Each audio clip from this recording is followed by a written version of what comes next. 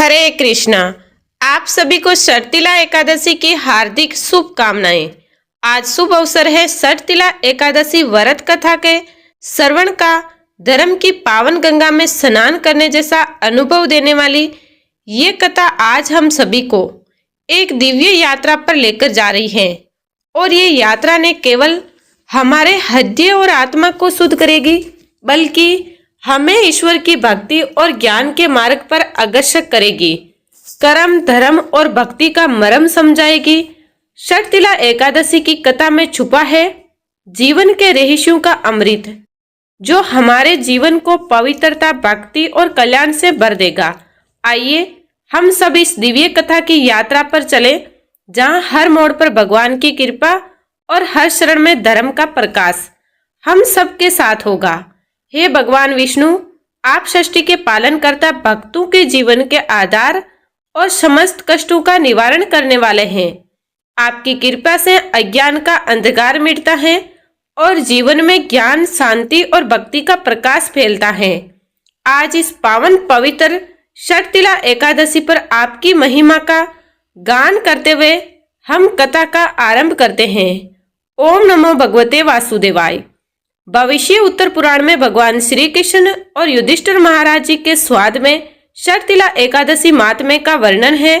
एक बार युधिष्ठिर महाराज ने पूछा, हे जगन्नाथ, हे श्री कृष्ण, हे आदिदेव, हे जगतपते, माघ मास के कृष्ण पक्ष में कौन सी एकादशी आती है और उसे किस प्रकार करना चाहिए? उसका फल क्या होता है? हे महाप्रज्ञ, कृपया इस विषय में आप कुछ कहिए। तब भगवान श्री कृष्ण ने कहा, हे राजन, माघ मास के कृष्ण पक्ष की एकादशी षटतिला नाम से विख्यात है। सब पापों को हरने वाली एकादशी की कथा मुनि श्रेष्ठ पुलस ने दाल मुनि को कही थी। अब वे कथा तुम भी सुनो।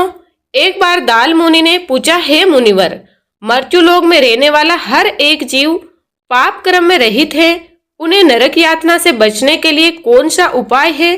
कृपया आप वे कथन कहे। तब पुलस जी कहने लगे, हे महाभागे, तो सुनो। माघ मास में मनुष्य को स्नान करके इंद्रियों को संयम में रखकर काम, क्रोध, अहंकार, लोभ और निंदा का त्याग करना चाहिए। देवादिदेव भगवान का स्मरण करते हुए पानी से पैरों को धोकर भूमि पर गिरा हुआ गाय का गोबर इकट्ठा करके उसमें तिल और कपास मिलाकर 108 पिंडे बनाने चाहिए। माघ मास में आद्रा मूल नक्षत्र आते ही है कृष्ण पक्ष की एकादशी का व्रत धारण करें। स्नान से पवित्र शुद्ध भाव से श्री विष्णु भगवान की पूजा करें। अपराध क्षमा के लिए श्री कृष्ण नाम का उच्चारण करें। रात में होम जागरण करें। चंदन, कपूर, अर्भाजिम की पूजा करें। बारंबार श्री कृष्ण के नाम के साथ कुढ़ई, नारियल और बीजों के फल अर्पण करके विधि पूर्वक अर्घ दे। दूसरी सामग्री का अभाव हो तो 100 सुपारी वाला आप हो। हे पुरुषोत्तम, हम इस संसार सागर में डूब रहे हैं, कृपया आप प्रसन्न हो। हे विश्व भगवान, आपको हमारा वंदन है। हे कमल नयन, हम आपको प्रणाम करते हैं। हे सुपरिणाम, हे महापुरुष, हे सभी के पूर्वज, आपको प्रणाम है। हे जगतपति लक्ष्मी जी के साथ आप इस अर्घ को स्वीकार कीजिए। इसके बाद ब्राह्मणों की पूजा करके उन्हें पानी से भरा घड़ा देना चाहिए। साथ में छाता, चप्पल और वस्त्र भी अर्पण करें। इस दान द्वारा भगवान श्री कृष्ण प्रसन्न हो, ऐसा कहते हुए दान करना चाहिए। अपनी परिस्थिति के अनुसार श्रेष्ठ ब्राह्मण को काली गाय दान में देनी चाहिए। श्रेष्ठ विद्वान पुरुष ने तिल से भरा हुआ पात्र दान करना चाहिए।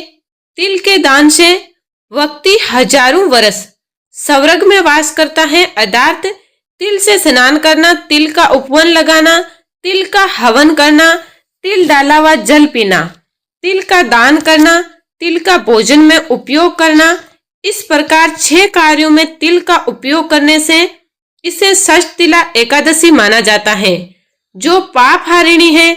एक बार षटतिला एकादशी की महिमा सुनने देवऋषि नारद भगवान श्री कृष्ण के पास आए। तब भगवान श्री कृष्ण ने कहा कि एक ब्राह्मण स्त्री थी, ब्रह्मचर्य का पालन करते हुए वह भगवान की आराधना करती थी। अनेक प्रकार की तपस्याओं के कारण वह बहुत दुर्बल हो गई थी। उसने बहुत दान दिए, परंतु उसने ब्राह्मण और देवताओं को अन्नदान नहीं किया था। अनेक प्रकार के व्रत और तपस्या करने से वह शुद्ध हो गई थी, परंतु भूखे लोगों को उसने कभी अन्नदान नहीं किया था। हे ब्राह्मण, उसकी परीक्षा लेने के लिए मैंने एक ब्राह्मण के रूप में उस साध्वी के घर जाकर भिक्षा मांगी। तभी उस ब्राह्मणी ने पूछा, हे ब्राह्मण, सच्ची कहिए कि आप कहां से आए हैं? मैंने सुनकर अनजान बनते हुए उसे कोई उत्तर नहीं दिया। तो क्रोध में उसने भिक्षा पात्र में मिट्टी डाल दी। उसके बाद में अपने धाम लौट आया। अपनी तपस्या के प्रभाव से वह ब्राह्मणी मेरे धाम में वापस आई। उसे संपत्तिहीन, सर्वणहीन, धन्यहीन, सभी सिर्फ एक सुंदर महल मिला। इतना सुंदर महल में कुछ न पाकर वे अस्वस्थ और क्रोधित होकर मेरे पास पूछने आई। कहने लगी, हे जनार्दन, सब व्रत और तपस्या करके मैंने श्री विष्णु की आराधना की, परंतु मुझे धन दान क्यों नहीं प्राप्त हुआ? तब मैंने कहा, हे साध्वी, तुम भौतिक विश्व से यहाँ आई हो, अब तुम अपने घर लौट जाओ। तुम्हें देखने देवताओं की पत्नियां आएगी। उन्हें शर्तिला एकादशी की महिमा पूछकर पूरा सुन के बाद ही दरवाजा खोलना, अन्यथा नहीं। यह सुनकर ब्राह्मणी घर वापस आई। एक बार ब्राह्मणी दरवाजा बंद करके अंदर बैठी हुई थी। तब देवपत्नियां वहां पर आकर कहने लगी, हे सुंदरी, हे ब्राह्मणी, हम तुम्हारे दर्शन करने आए हैं, कृपया दरवाजा खोलो। तब ब्राह्मणी ने कहा, आपको मुझे देखने की इच्छा है तो कृपया शर्तिला एकादशी की महिमा का वर्णन करें, तभी मैं दरवाजा खोलूंगी। उस समय एक देवपत्नी ने उसे वे महात्म्य में बताया। महात्म्य में सुनने के बाद ब्राह्मणी ने दरवाजा खोला। देवपत्नियां उसके दर्शन से बहुत प्रसन्न हुई। फिर देवपत्नियों के कहे अनुसार ब्राह्मणी ने शर्तिला एकादशी का व्रत किया, जिसके प्रभाव से उसे धन धान्य, तेज, सौंदर्य प्राप्त हुआ। धन धान्य संपादन करने के लोभ दृष्टि से ये व्रत कभी नहीं करना चाहिए। इस व्रत के पालन से अपने आप गरीबी, दुर्भाग्य नष्ट हो जाता है। जो कोई भी इस स्थिति को तिल दान करेगा वह सब पापों से मुक्त हो जाएगा। भगवान श्री कृष्ण के इन वचनों ने धर्मराज युधिष्ठिर के मन में एक नई चेतना का संचार किया। जैसे जैसे वे श्री कृष्ण की बातों को समझ रहे थे, वैसे वैसे उनका हृदय परम शांति से अभिभूत हो रहा था। भगवान ने उन्हें बताया कि इस दिन तिल का दान और उपवास करना केवल शारीरिक शुद्धि का ही उपाय नहीं है, बल्कि ये आत्मिक उन्नति का भी एक महान साधन है। ये व्रत जीवों को संसार के बंधनों से मुक्त करता है और उसे परम धाम की ओर अग्रसर करता है।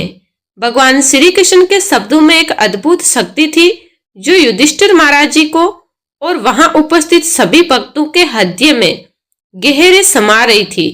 उन्होंने कहा, जो व्यक्ति इस दिन व्रत करके तिल का दान करता है वह समस्त पापों से मुक्त हो जाता है और उसे संसार और परलोक दोनों में सुख प्राप्त होता है। इस व्रत से व्यक्ति का जीवन धर्ममय बनता है और उसे परम सुख की प्राप्ति होती है। भगवान श्री कृष्ण की ये वाणी युधिष्ठिर महाराज के हृदय में गहरी छाप छोड़ गई। उन्हें यह आभास होने लगा कि इस एकादशी के व्रत को लेकर जो ज्ञान भगवान श्री कृष्ण ने दिया वे न केवल उनके व्यक्तिगत जीवन को बल्कि पूरे पांडव और उनके राज्य को समृद्धि बना देगा। वे समझ गए कि इस व्रत को अपने जीवन में उतारकर वे न केवल भौतिक सुखों को प्राप्त करेंगे बल्कि आत्मिक उन्नति भी प्राप्त करेंगे। अब महल के आंगन में एक शांत वातावरण था और सभी उपस्थित लोग भगवान श्री कृष्ण के वचनों को गहरे ध्यान से सुन रहे थे। हर कोई इस दिव्य ज्ञान को आत्मसात कर अपने जीवन को बेहतर बनाने के लिए संकल्पित था। शर्तिला एकादशी की इस कथा ने सभी के हृदय में एक नई ऊर्जा और भक्ति का संचार किया, जो उनके जीवन को एक नई दिशा और लक्ष्य दे रहा था। ये थी शक्ति एकादशी व्रत की कथा। अब सुनिए ठाकुर जी और उनकी एक अद्भुत लीला की कथा। एक बार अड़िया नाम के एक बहुत ही भोले भाले नवयुवक थे। अड़िया कहते थे 2.5 किलो और उनका नाम था अड़िया, इसीलिए पड़ा क्योंकि उनका आहार यानी भोजन कम से कम 2.5 किलो का होता था। माता पिता की मृत्यु के बाद अब उन्हें 2.5 किलो आटे की रोटी खिलाने वाला कोई नहीं बचा था। अब जब भोजन की कमी पड़ने लगी तो वे एक आश्रम में गए और उन्होंने कहा कि हमें नौकरी पर रख लीजिए। साथ ही उन्होंने आश्रम वालों को बताया कि वे तो 2.5 किलो भोजन पाते हैं। आश्रम वालों ने कहा कि वहां तो भंडारा चलता है, तो 2.5 किलो भोजन की व्यवस्था तो हो ही जाएगी। अब उन्होंने अड़िया जी से पूछा कि आप क्या सेवा कर सकते हैं? तो अड़िया जी ने कहा, जो आप सेवा बताएं और सिखाएंगे मैं वो सब कर लूंगा। तो उन्हें गाय चराने की सेवा दे दी गई और उन्हें बताया गया कि वैष्णव सिद्धांत का पालन करते हुए आप जब गाय चराने जा रहे हो तब यहाँ से आटा और सब्जी साथ लेकर जाएं। जंगल में भोजन पकाएं, ठाकुर जी को भोग लगाकर फिर आप प्रसाद पाएं। अड़िया जी कहने लगे, लेकिन हमें तो भोग लगाना आता ही नहीं। अब आश्रम से उन्हें आज्ञा मिली कि जैसे ही भोग तैयार हो जाए तो भगवान को बुला लीजिएगा, वे भोग लगा लेंगे, उसके बाद आप प्रसाद पा सकते हैं। अब अड़िया जी गाय लेकर चराने के लिए गए तो साथ में उन्होंने गोबर के उपले बीन लिए और 2.5 किलो आटे की बाटी बना ली और आलू का भरता भी बना लिया। फिर कहने लगे, गुरुदेव के ठाकुर आइए भोग लगाइए। जो श्री राम बड़े बड़े ऋषियों मुनियों की साधना से भी नहीं आते थे, वे उस भोले भाले भक्त के पुकारने पर स्वयं आ गए। और अड़िया जी ने जब आंखें खोलकर देखा तो धनुष धारण किए हुए श्री राम सामने खड़े थे। अड़िया जी ने कहा, आप कौन हो? तब भगवान कहने लगे, लोग हमें श्री राम कहते हैं, आपने ही तो कहा था कि गुरुदेव के ठाकुर आइए और हम तुम्हारे गुरुदेव के ठाकुर ही हैं, तो हम आ गए। तब श्री राम ने कहा कि आलू के भरते की तो बड़ी अच्छी खुशबू आ रही है, हम भी तुम्हारे साथ खाएंगे। अड़िया जी ने कहा, हमें तो लगा बस आपको भोग लगाना होता है, आप सच में खाते हैं क्या? तो श्री राम जी कहने लगे, हम सबका नहीं खाते, लेकिन आप जैसे भक्त जब पुकारते हैं तो हम उनका जरूर पाते हैं। अब अड़िया जी तो बिल्कुल भोले भाले थे, कुछ भी नहीं जानते थे। इससे पहले ठाकुर जी की सेवा उन्होंने कभी भी नहीं की, कभी भोग नहीं लगाया था। अब भगवान जो बड़े बड़े मुनियों के ध्यान में भी नहीं आते थे, वे उस भोले भाले भक्त के सिर्फ एक बार बुलाने पर आ गए। राम जी कहने लगे कि आप आंखें बंद करिए तो हम आपका भोग पाएंगे। अड़िया जी ने सोचा कि प्रभु बस 1 या 2 बाटी खाएंगे, चलो कोई बात नहीं, आज 2.5 किलो ना सही, थोड़ा कम ही सही, आज ऐसे ही गुजारा कर लेंगे। लेकिन प्रभु श्री राम ने तो सारी बाटी और सारा भरता खा लिया। अड़िया जी ने आंखें खोली तो देखा ना तो भरता था ना बाटी थी, सब गायब। तो कहने लगे, प्रभु क्या आज आप हमें भूखा रखेंगे? तो भगवान श्री राम कहने लगे, जानते हो आपके गुरुदेव ने लगाने के लिए क्यों कहा? क्योंकि आज एकादशी है, इसलिए उन्होंने आपको आटा दे दिया और कहा था कि आप खुद पका के भोग लगा लेना। अब वे आपको रोज आटा और सब्जी दे देंगे और आप पकाने के बाद हमें बुला लेना। तो अड़िया जी ने पूछा, आप रोज आएंगे? तो श्री राम जी बोले कि आप रोज बुलाएंगे तो हम रोज आ जाएंगे। अब अड़िया जी आश्रम पर जाकर अपने गुरुजी से बोले कि गुरुजी, आज तो आपके ठाकुर जी आए थे और हमारी सारी बाटी खा गए, कल से हमें 5 किलो आटा लेकर जाएंगे, 2.5 किलो आपके ठाकुर जी के लिए और 2.5 किलो हमारे खुद के लिए। सुनकर गुरुदेव जी को तो हंसी आ गई, सोचने लगे कि 2.5 किलो आटा बीन के लिए कम पड़ने लगा। तो उन्होंने भंडारी से कहा कि पूछने की जरूरत नहीं है, ये जो भी मांगे इन्हें दे दिया जाएगा। अगले दिन अड़िया जी फिर गाय लेकर जंगल पहुंचे गायों को चराने के लिए छोड़ने के बाद उन्होंने चूल्हा तैयार किया, बाटी और भरता बनाया। पतले में भोजन परोस के उन्होंने आंख बंद की और बोले, गुरुदेव के ठाकुर जी पधारिए। आंखें खोलकर देखा तो आज तो श्री राम जी के साथ सीता जी भी आई थी। अड़िया जी ने पूछा, ये कौन है? तो श्री राम कहने लगे, ये तो हमारी अर्धांगिनी है। तो कल क्यों नहीं बताया था आपने कि आपकी अर्धांगिनी भी है? क्या ये भी भोजन करेगी हमारे साथ? अड़िया जी ने पूछा तो श्री राम कहने लगे, ये भी हमारे जितना ही पाती है। तब अड़िया जी कहने लगे, भोग लगाइए गुरुदेव के ठाकुर। उनके ऐसा कहते ही माता सीता और प्रभु श्री राम जी सारी बाटी खा गए। अब अड़िया जी आश्रम में गए और गुरुदेव से कहने लगे कि गुरुदेव, कल से 1.5 किलो आटा लगेगा। आज तो आपके ठाकुर जी अपनी पत्नी को भी लेकर आए। आज तो आपके ठाकुर जी अपनी पत्नी को भी साथ लेकर आए थे। आश्रम में किसी को भी उनकी बातों पर विश्वास नहीं हो रहा था। उन्हें लगा कि शायद अड़िया जी गायों को भी बाटी खिला देते होंगे। अब आज्ञा हुई कि उन्हें 7.5 किलो आटा दे दिया जाए। अगले दिन उन्हें बाटी बनाते बनाते दोपहर के 9 बज गए। पतले में परोस कर उन्होंने बोला, गुरुदेव के ठाकुर पधारो। इस बार श्री राम तो अपने साथ लखन जी और माता सीता जी दोनों को लेकर आ गए। अड़िया जी ने फिर पूछा, आज ये कौन आ गए आपके साथ? श्री राम जी बोले, इन्हें नहीं जानते, ये तो हमारे छोटे भाई हैं। तो अड़िया जी बोले, अगर आप पहले बता देते तो हम व्यवस्था करके आते। अब जितना भोजन मैंने बनाया उतना तो हम सबके लिए कम पड़ जाएगा। तो श्री राम जी ने लक्ष्मण जी से कहा कि बहुत सरल भक्त है, तुम नाराज मत होना। जब वे तीनों चले गए भोजन पाकर, तो अड़िया जी ने पतलू में से जो जुटन बची थी वे खुद खा ली। आज उनको एक अद्भुत आनंद महसूस हुआ। अगले दिन वे फिर से आश्रम से 10 किलो आटा मांगने लगे। उन्होंने बताया कि गुरुदेव, आज तो आपके ठाकुर जी के साथ एक गोरे गोरे भाई भी आए थे। अब गुरुदेव जी सोच रहे थे कि भला इस भोले भाले भक्त को श्री राम जी, सीता जी और लखन जी का अनुभव कैसे हो सकता है। अड़िया जी ने आज 10 किलो आटा लिया, जंगल गए, बाटी बनाई और फिर बोले, गुरुदेव के ठाकुर पधारो। आज तो उन्होंने देखा कि आज तो साथ में विशाल गद्दा लिए हनुमान जी भी आ गए। अब उन्होंने श्री राम जी से पूछा, आज ये कौन है? तो श्री राम जी कहने लगे, ये तो हमारे प्रिय सेवक हैं हनुमान जी। तो अड़िया जी कहने लगे, प्रभु, अगर आप एक ही बार में बता देते कि आपके कुल में कितने लोग हैं तो हम उतने ही भोजन का इंतजाम करके आते। आप एक बार बता दीजिए कि कुल में कितने लोग हैं तो हम अपने गुरु जी से जाकर कह देंगे ये सब बातें।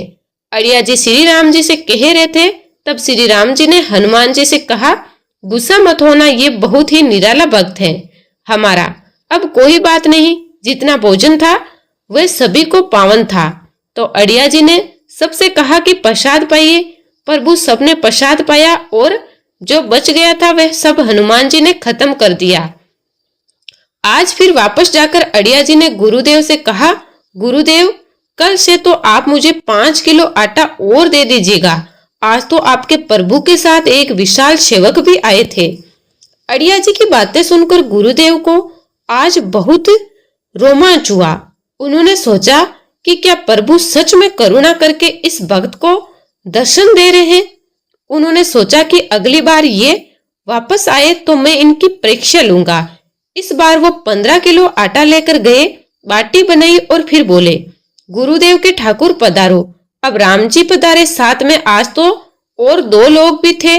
उन्होंने श्री राम जी से पूछा, प्रभु अब ये कौन है? तो श्री राम कहने लगे, ये तो हमारे 2 और भाई हैं, भरत और शत्रुघ्न। फिर से आज सबने प्रसाद पाया। अब अड़िया जी वापस आश्रम में आ गए तो गुरुदेव जी से कहा, गुरुदेव, कल से तो 20 किलो वाली आटे की बोरी दे दीजिएगा। अब आपके ठाकुर के साथ इतने और ठाकुर आते हैं कि वो तो सब कम पड़ जाता है, और आपको तो इतने ठाकुर हैं, फिर तो हमें उनके लिए अब दिन भर भोग ही बनाएंगे। अब अगले दिन वे बहुत सारी व्यवस्था करके गए, आटे की बोरी भी लेकर गए, जंगल में ले जाकर गए को चराने के लिए छोड़ दिया और एक पेड़ के नीचे सारी सामग्री रख दी। लेकिन आज उन्होंने कुछ भी नहीं पकाया और आवाज लग गई, गुरुदेव के ठाकुर पधारिए। अब प्रभु श्री राम आए तो कहने लगे, आज तो कुछ भी खुशबू नहीं आ रही है, क्यों, कुछ बनाया नहीं क्या? तो अड़िया जी बोले, प्रभु आपके साथ तो आपकी पत्नी है, सेवक है, इतने दिन से आप हमारे हाथ का प्रसाद पा रहे हैं, आज हम आपके हाथ का प्रसाद पाना चाहते हैं। अब तो प्रभु ने सीता जी की तरफ देखा कि ये तो बहुत अलबेला भक्त हैं। सीता जी की अनर्थ सामर्थ्यशाली है और सभी शक्तियों की स्वामिनी है। अड़िया जी ने प्रभु से कहा, प्रभु हमने ना लकड़ी और ना ही उपला इकट्ठा किया है, आपकी ये जो सेवक हैं इनसे कहिए ये भी तो कुछ करें। तो श्री राम जी ने हनुमान जी से उपला और लकड़ियां इकट्ठा करने को कहा, लक्ष्मण जी को चूल्हा जलाने को कहा और मैया सीता जी भोजन पका रही थी। तब उन्होंने प्रभु से कहा कि आप भोजन बनाइए, तब तक हम गायों को इकट्ठा करके आते हैं। अब वो भागकर आश्रम में गए और गुरुदेव से बोले कि गुरुदेव आज तो हमने आपके ठाकुर के पूरे परिवार को फंसा लिया है, आज तो सारे ठाकुर मिलकर रोटी और बाटी बना रहे हैं। गुरुदेव चलिए, जल्दी चलिए गुरुदेव, आपको शंका होती है ना, आज आप उनके हाथ से बना भोजन ग्रहण कीजिए। अब गुरुदेव ने सोचा, ये तो पागल आदमी है, राम जी जो बड़े बड़े योगियों के ज्ञान में भी नहीं आते, वह भला कैसे गंवार आदमी जिसको कोई नाम तक जपना नहीं आता था, कोई ग्रंथ पढ़ना नहीं आता, उसके भला सामने कैसे आ सकते हैं। लेकिन उन्होंने सोचा कि भगवान की दयालुता पर तो संचय करना ही नहीं चाहिए, चलकर देख लेते हैं सच्चाई क्या है। गुरुदेव निरंतर भजन प्रयाण थे तो प्रभु के दर्शन के अधिकारी तो थे ही। अब जब वे वहां पहुंचे तो वहां तो पूरा का पूरा राम दरबार उपस्थित था। अब उन्होंने प्रभु के चरणों में साष्टांग प्रणाम किया और कहने लगे, प्रभु ये आपकी लीला समझ में नहीं आई। तब भगवान ने कहा कि देखो, जो ज्ञानी भक्त है मैं अंत्यक तर्क के द्वारा भी उनकी पकड़ में नहीं आता, जो विद्वान है उनकी मुझे छू नहीं सकती, लेकिन जो दीन है, जो भोले हैं, उनके सामने मैं अपनी दिव्यता और महानता को भूल जाता हूँ। देखो, तुम्हारे इस भक्त की आज्ञा पर हमारा पूरा परिवार इनकी सेवा में लगा हुआ है। ऐसा कहकर प्रभु श्री राम गुरुदेव जी और उनके भक्त अड़िया जी को दर्शन देकर कृतार्थ कर अपने परिवार सहित वहीं अंतर्ध्य हो गए। तो अड़िया जी में कोई नाम जप या कोई पूजा पाठ की दिनचर्या तो थी ही नहीं, लेकिन उन्होंने अपने गुरु की हर आज्ञा का पालन किया। गुरुदेव जी ने उनको जैसी शिक्षा दी उसका पालन उन्होंने सही से किया, तभी तो उन्हें इतनी आसानी से प्रभु मिल गए। तो हमें गुरु की आज्ञा का पालन तो अवश्य करना चाहिए और हम सबके जीवन में कोई ना कोई गुरु तो अवश्य होना चाहिए। ये थी आज की कथा। प्रेम से बोलिए सियापति श्री रामचंद्र की जय। अब सुनिए तुलसी माता की कथा। एक बार एक छोटी सी लड़की थी। जब वह थोड़ी बड़ी हुई तो उसे समझ आने लगी और तब से ही वह तुलसी माता की पूजा किया करने लगी। उसका हर दिन का नियम था कि तुलसी माता का पूजन करने के बाद ही वह भोजन ग्रहण करती। जब वह लड़की विवाह के लायक हुई तो एक दिन उसके माता पिता ने उसके लायक लड़का ढूंढकर उसका विवाह करवा दिया। लड़की को उसके माता पिता ने दहेज में एक तुलसी का गमला भी दिया, जो कि वे जानते थे कि उनकी बेटी को तुलसी पूजन कितना प्यारा है और वे बिना तुलसी के पूजन किए कुछ खाती भी नहीं। ससुराल में अब वह लड़की हर दिन सुबह उठते ही पूजा करती, तुलसी की पूजा करती, फिर उसके बाद ही खाना खाने बैठती थी।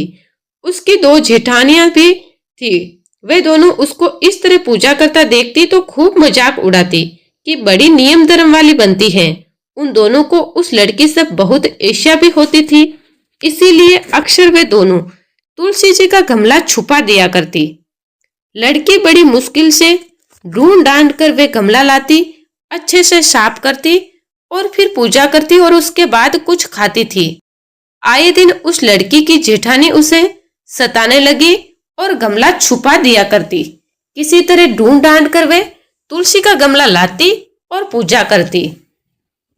एक दिन तो उसकी जेठानी ने क्या करा कि तुलसी का वह गमला दूर ही फेंक दिया।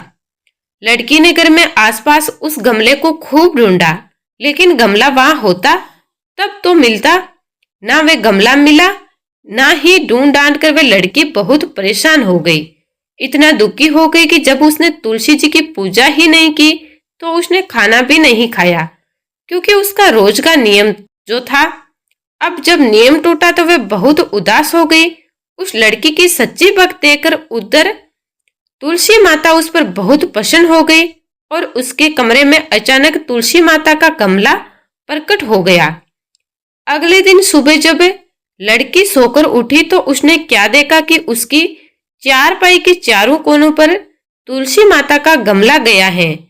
अब तो ये देखकर लड़की बहुत खुश हो गई और सोचने लगी कि अब तो मेरी तुलसी माता को कोई चुरा नहीं सकेगा, कोई तुलसी का गमला छुपा नहीं सकेगा।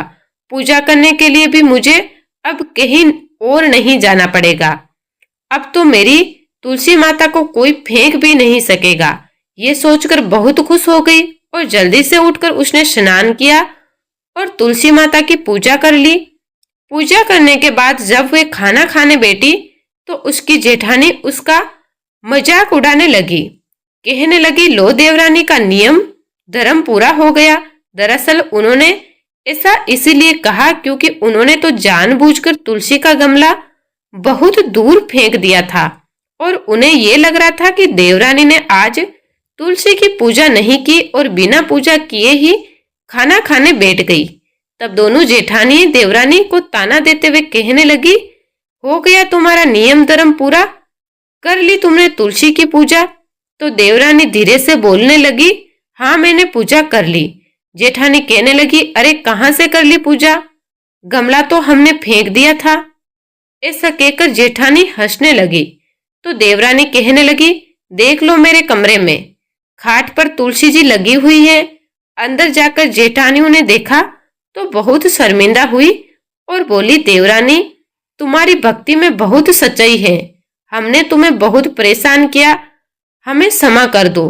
तब भोली भाली देवरानी ने अपनी जेठानियों को क्षमा कर दिया और वे तब से देवरानी और जेठानी मिलकर तुलसी जी की पूजा करने लगी और उनके घर में सुख समृद्धि के भंडार भर गए और उनके सभी दुख दूर हो गए।